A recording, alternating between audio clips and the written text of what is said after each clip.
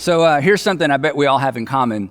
For the most part, I think we're all ready for things to get back to normal. But in light of what we've experienced and in light of what we've learned, it would probably be a shame for us to just go back to the normal. So right now, there are a lot of people talking about the new normal. In fact, I bet you've talked about the new normal. Now, as you know, some of the new normal may be forced on us, but here's the thing. If we're wise, we will pause and ask the question, what have I learned? What have we learned? And what do we want to carry forward? We'll pause and ask the question, what have I learned? What have we learned? And what do we want to carry forward? Now, here's something I've learned. In fact, here's something I think we've all learned, that the producers of the Mad Max movies, you remember from the late 70s and 80s and early 90s, the Mad Max movies, the producers had it wrong. The producers had it wrong because here's what we've all learned. The most valuable commodity during an apocalypse is not oil. It's what? That's right. It's toilet paper. It's toilet paper. And I think somebody should make a movie about that. And of course, the perfect title would be Game of Thrones.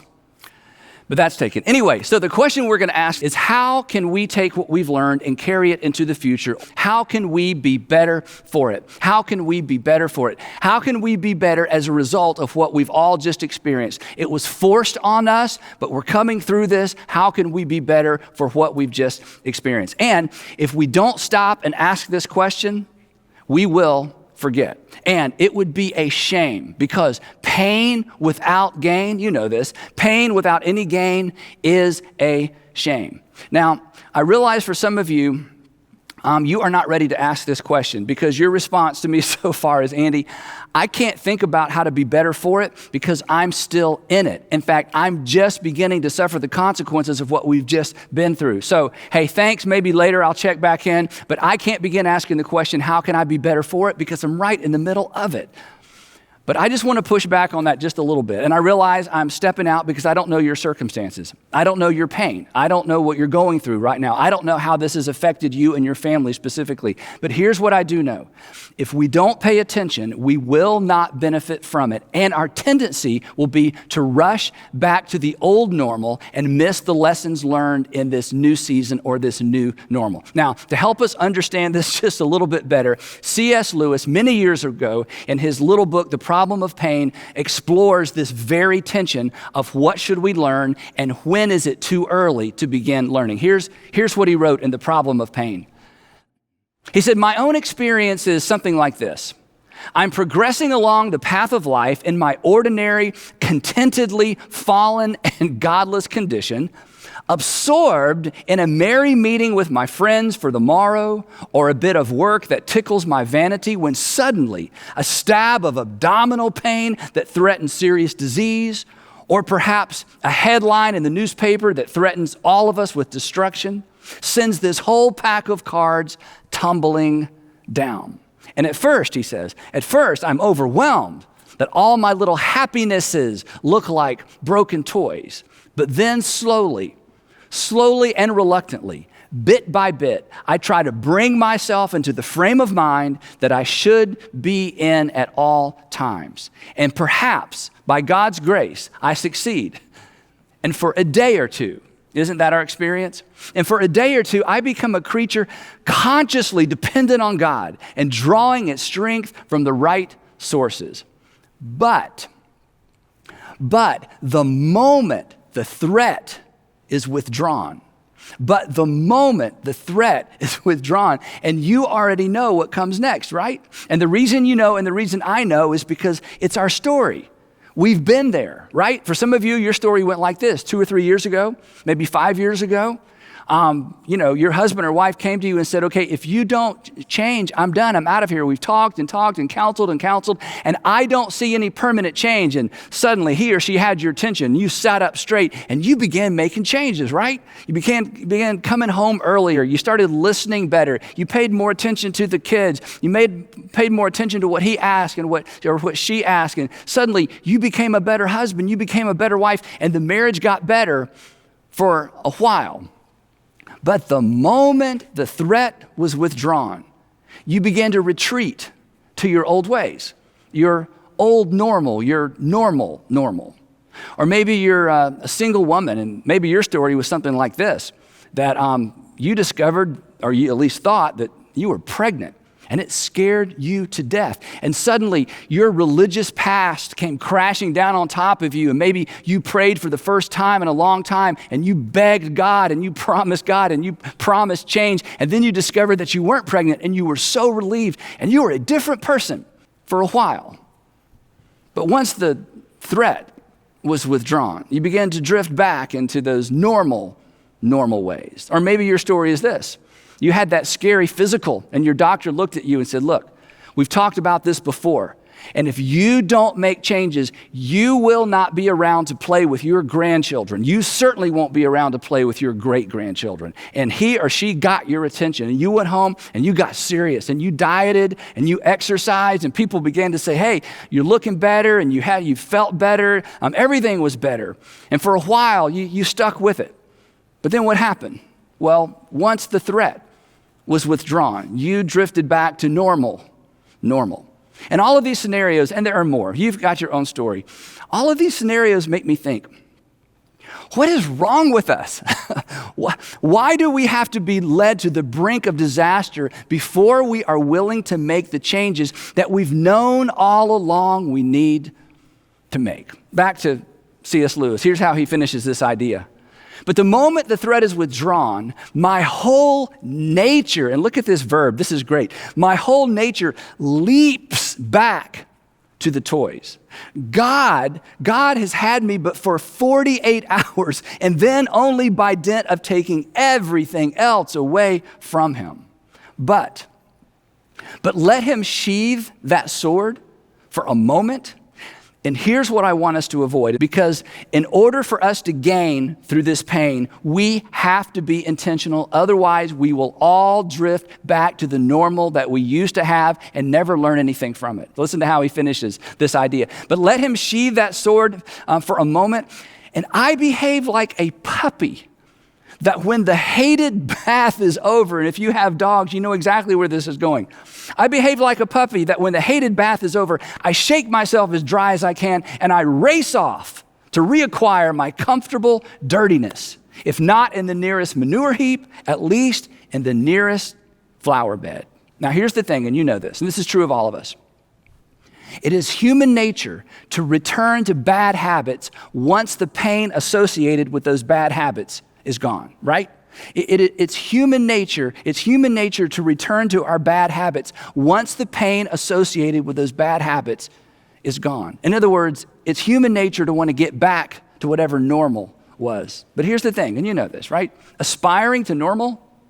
Come on, that's not very inspiring, right? So here's the question we're going to wrestle to the ground. How can we be better for it? In other words, you've heard don't let a good thing go to waste. That's true. Well, don't let a bad thing go to waste. In fact, in this situation, it would be worse to allow a bad thing to go to waste. And it is not too soon. And again, I don't know your circumstances, but my hunch is this. It is not too soon to begin asking this question. It's not too soon to begin this discussion. It's not too soon to begin taking inventory and to ask the question, what have I been doing that almost led to my undoing? What have I been doing that almost led to my undoing? Or the flip side is simply this. What should I begin doing now? What should I begin doing that I should have been doing all along? So today, what I want to do to get the discussion kicked off, I want to talk about 3 specific areas. And honestly, the first 2 are going to be a little bit painful. The first 2, you may feel like I'm being a little bit insensitive, that I'm doing more meddling than speaking or preaching, but I want you to hang in there with me. And the reason it's going to be uncomfortable, it feels like it's too soon to talk about this, but it is not too soon. While the pressure is on, this is the time when we learn the most. This is the time when we gain the most perspective. And what a shame it would be to lose these lessons, to lose these learnings, and to lose this perspective. But to sort of get us started, let's jump in here. How can you be, this is number 1 of 3, how can you be better for it financially? How can you be better for what we just went through? How can you be better for it financially? What have you been doing that almost led to your undoing financially? Or perhaps what have you been doing that actually led to your undoing financially? What financial habit caught up with you in this difficult season? Or ask it this way: what do you wish you'd been doing financially that would have set you up to be in a better place now? And whatever comes to mind, and you have an answer to this question, here's my challenge. Begin now. If you will use the pressure you're feeling right now, even perhaps the chaos in your finances right now, to begin asking these important questions, you will be better for it later. Next up, number 2, how can you be better for it relationally?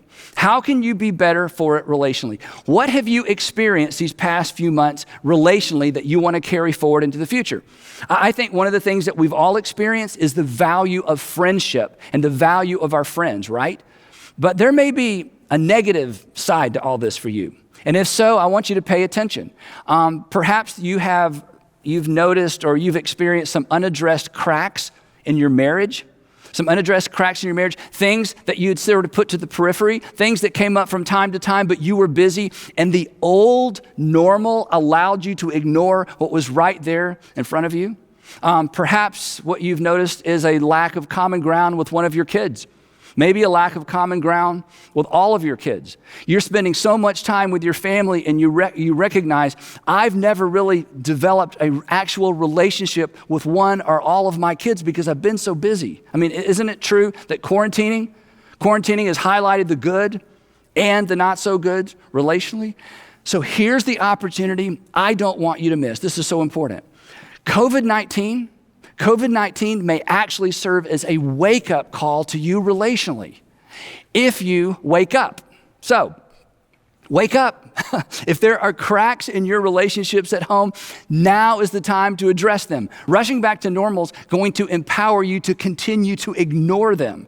You know this, relationship problems don't fix themselves. So now is the time to address these relationship issues. Right now you have a little bit of extra time, but more importantly, you've got a little bit more pressure because of what's going on or what's not going on at home. And before you begin pointing fingers, it's the same with your finances.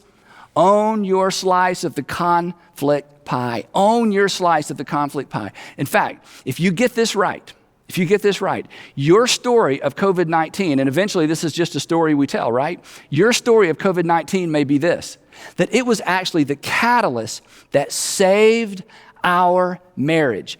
If you pay attention to this attention, and if you do the difficult work that faces you right now, rushing back to normal will only allow what's bad to get worse. Right now, what we're facing is forcing us to face perhaps what we've neglected. Perhaps your story will be this: COVID-19 was the catalyst for repairing my relationship with my son.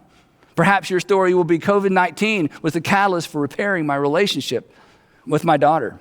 Relationally speaking, and I don't think we can exaggerate this, all of this pain with no gain would certainly be an extraordinary, extraordinary shame. Last thing, number 3, how can you be better for it personally? How can you be better for it personally? And when I say personally, I'm talking about internally. Let me ask it this way. How is your worldview holding up? How is your worldview holding up? You know what your worldview is. It's the way that you see and interpret and explain how the world works. And when difficult time comes, sometimes our foundations are rocked. And if your foundation, your worldview has been rocked, you should pay attention to that. Do you find yourself asking questions that you've never asked before? If you're not a particularly religious person, have you found yourself praying for the first time in a long time? Maybe you went and found a Bible for the first time in a long time. If you are a particularly religious person, has your faith been rattled? Did you perhaps discover that your faith was more fragile than you imagined? Did you find yourself asking questions, or do you find yourself asking questions you've never asked before? Questions like, where's God? How could God? Or I thought God. So here's my point. Regardless of which side of the faith aisle you're on, if this current season has created tension on the inside, pay attention to that tension. It means you are on the verge of learning something new or being reminded of something that you've forgotten. It could lead somewhere good, and it could certainly lead somewhere better. My friend Kate Bowler said this, and I wasn't sure if I'd heard her say it or actually had read it in her book, but here's her quote, and I'll tell you how I found it in just a second. Here's what Kate Bowler wrote. She says this: "There's a little prosperity gospel in all of us." There's a little prosperity gospel in all of us. And the prosperity gospel is this gospel that says basically good things come to good people and bad things come to bad people. That just kind of what goes around comes around, and what comes around goes around. That you sort of earn your way through life, and that God favors certain kinds of people because of their behavior. And in spite of the fact that you may reject that kind of theology, I think she's right. There is a little bit of that thinking in all of us, that God owes me. Or if you don't believe in God, that life owes me, or karma owes me, or somebody owes me because I have been a good person and I have lived a good life. Now, Kate is actually a professor at Duke Divinity School. She's also a cancer survivor, and she has written from her pain, and she's basically put her life and her pain out there for the whole world to see and to examine in an effort to help people understand what it means to navigate difficult times. In fact, she wrote a little book that Sandra and I both read. It's entitled, "Everything Happens for a Reason," and I love the subtitle, "And Other Lies I've Loved." So, as I mentioned, I actually texted Kate to make sure I got her quote right and make sure it was either something she said or something from her book. And as we texted back and forth and I told her what we were going to talk about, here's what she communicated to me in her text. She wrote this. She said, "Each of us, through the accidental narcissism of wanting to be happy." Don't you want to be happy? I want to be happy.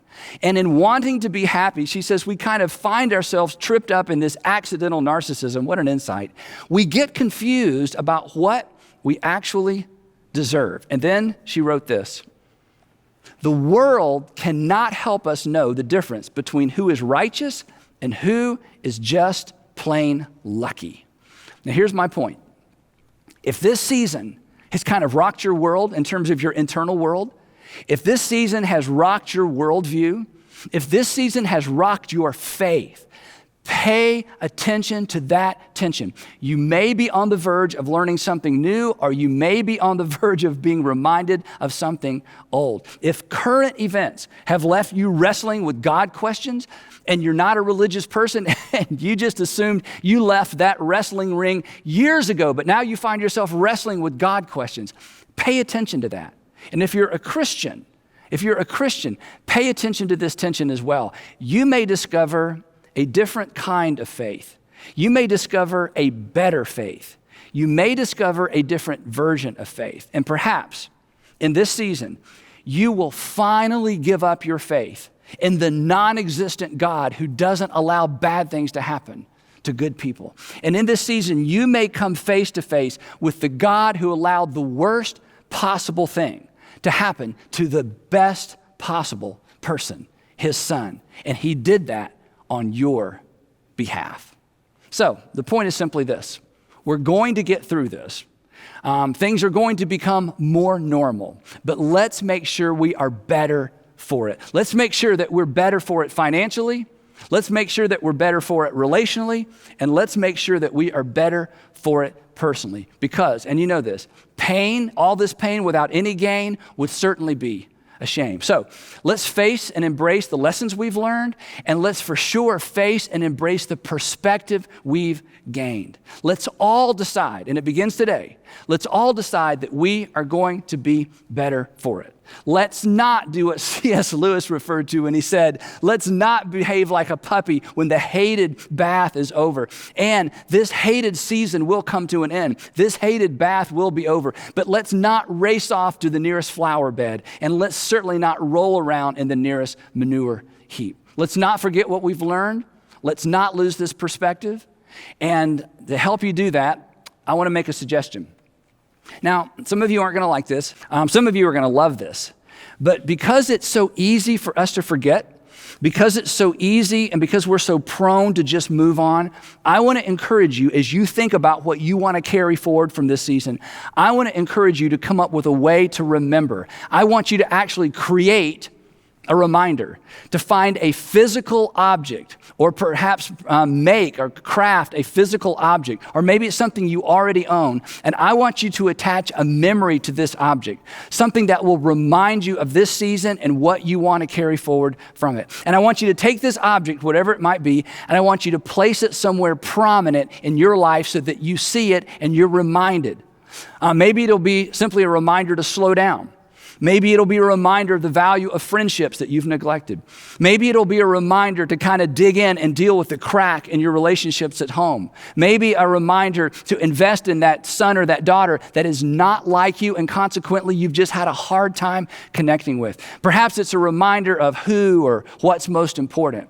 Perhaps it's simply a reminder, something we've all learned, that, well, we have far more in common with people than not. Basically, what I want us to all do is, because of what we've learned and the perspective we've gained, I want us to begin writing a better story as we all move forward. Because as I said earlier, eventually, COVID-19, this whole season, is simply going to be a story we tell. So this week, 2 questions. How can I be better for it? How can I be better for it? And what will help me remember? How can I be better for it? And what will help me remember? Normal, or even the new normal, is right around the corner. But let's not miss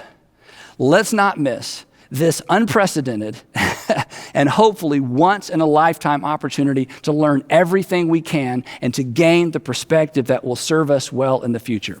Let's not merely settle for getting through this. Let's decide to be better for it.